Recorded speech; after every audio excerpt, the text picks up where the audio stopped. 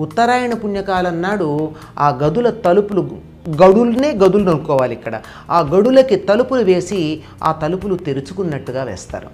అంటే ఈనాడు ఈ ముగ్గు వెయ్యాలి అని చెప్తే ఆ ముగ్గుతో పాటుగా మనకి అప్పుడు జరుగుతున్నటువంటి ఒకానొక ఖగోళ విశేషం తెలుస్తుంది. అంతేకాకుండా వేసేటటువంటి ముగ్గుల్లో కూడా చాలా ఆకాశంలో ఉండే చుక్కలు, ఇక్కడ దీన్ని కూడా చుక్క అంటాం, ఆకాశంలో ఉండే నక్షత్రాన్ని కూడా చుక్క అంటాం. ఆ చుక్కల్ని చూసి వాటిలాగా ఇక్కడ చుక్కల్ని పెట్టి వాటిని కలుపుకుంటూ పైన జరిగేటటువంటి ఖగోళంలో జరిగే అనేకమైనటువంటి విషయాలను మనం అన్వయం చేసుకోవడం అనేది ఇక్కడ కనపడుతుంది.